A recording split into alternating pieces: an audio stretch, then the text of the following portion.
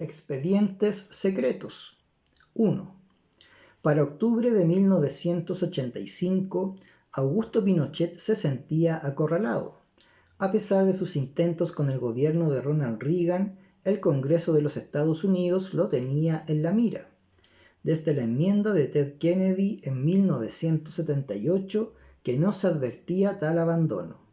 Pero ahora la marea se anunciaba realmente turbia. La presión por las denuncias ante continuas violaciones a los derechos humanos se estaba haciendo cada vez mayor y las conversaciones telefónicas con su aliada Margaret Thatcher eran un callejón sin salida.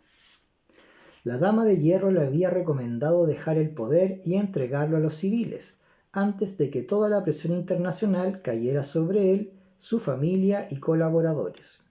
Y lo peor de todo, la prensa contraria al régimen era cada vez más activa y efectiva. Tenían fuentes en Europa y Estados Unidos y a pesar de los esfuerzos de la CNI, diarios, revistas y radios de oposición, no iba a parar. Además, ya no se podía desaparecer periodistas. Día tras día, más chilenos se iban a enterar de los secretos ocultos de la dictadura y esa información no haría más que encender la mecha del descontento civil.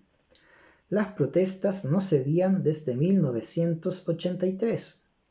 Una cosa era tener un plan sistemático de exterminio para grupos violentos de izquierda, pero otra muy distinta era usar el mismo tipo de represión con el grueso del pueblo chileno.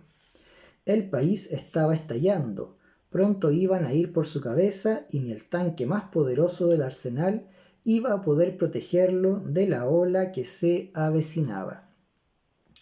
Desesperado, Pinochet convocó a su círculo de confianza a un fin de semana de trabajo en la playa, en la propiedad que su familia mantenía en Los Boldos, Bucalemu, cerca de San Antonio. Bajo la estricta custodia de personal militar y los continuos vuelos diurnos y nocturnos de un helicóptero Puma del ejército, 7 de los hombres más poderosos de Chile se reunieron a conspirar. Cuenta la leyenda que, al segundo día del cónclave, temprano por la mañana, después del desayuno, Pinochet reunió a sus aliados en la sala principal.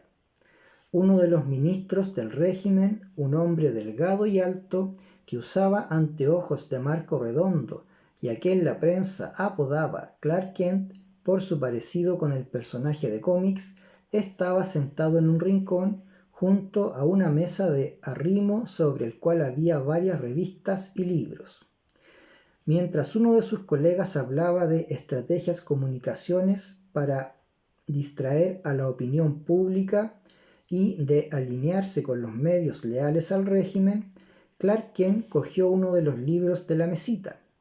Era el Almanaque Mundial de 1986, que, como hemos de recordar, solía publicarse sagradamente cada septiembre con un año de antelación. En septiembre del 85 había salido el de 1986. En septiembre del 86 se publicaría el de 1987, y así hasta entrada la década de los 90, cuando la edición desapareció de kioscos y librerías, como el Reader Digest.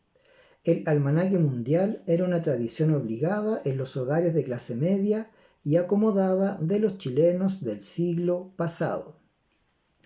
«Es uno de mis nietos», reprochó Pinochet, que caminaba alrededor de los presentes, presa de una incertidumbre nerviosa que le había traído de regreso fantasmas de infancia. Querían verlo caer. Hasta sus aliados querían verlo en el suelo. «Lo imaginé», respondió el ministro Clark Kent, sin dejar de hojear el grueso volumen, impreso en rústica y con más de 500 páginas. «Necesitamos algo realmente masivo», entró en la conversación, «que conmueva a cada chileno, de los niños a los ancianos. Algo tan grande que no se hable de nada más, al menos hasta junio del próximo año». El ministro tenía la atención de cada uno de los presentes aquella mañana en la costa de Bucalemu. «Algo como la estrella de Belén», agregó, torciendo una sonrisa.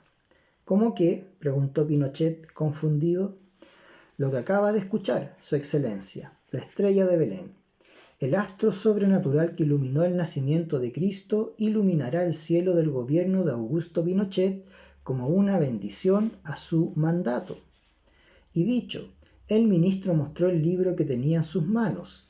En la tapa amarilla y chillona del Almanaque Mundial 1986 aparecía el cometa Halley.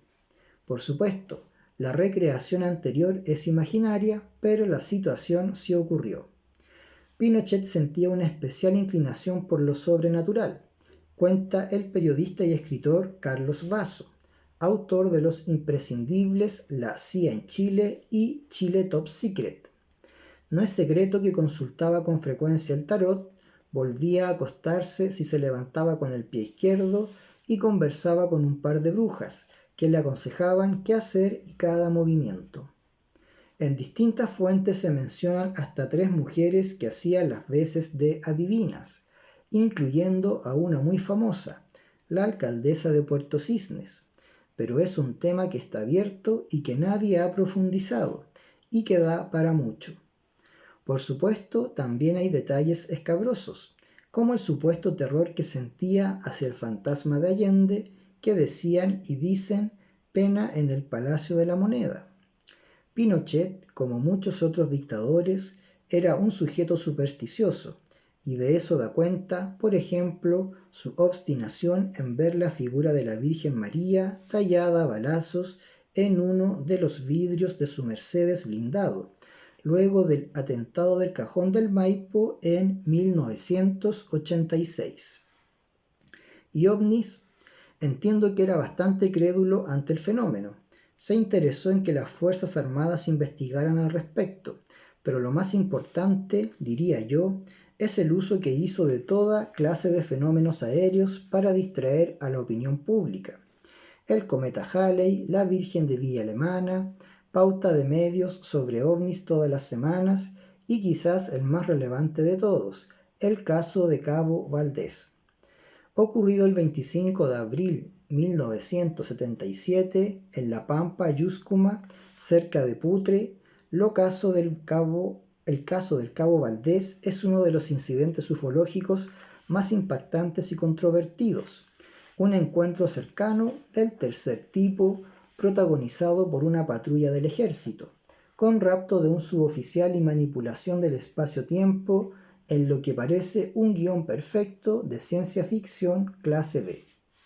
Con los años, el propio protagonista del evento, el ex cabo Armando Valdés, actualmente pastor de una iglesia evangélica de Temuco, ha negado lo ocurrido, diciendo primero que había sido abducido por entidades demoníacas y luego sosteniendo que nada pasó en 1977 y que los eventos publicitados habían sido inventados por los militares para distraer a la opinión pública de lo que realmente estaba sucediendo en el norte.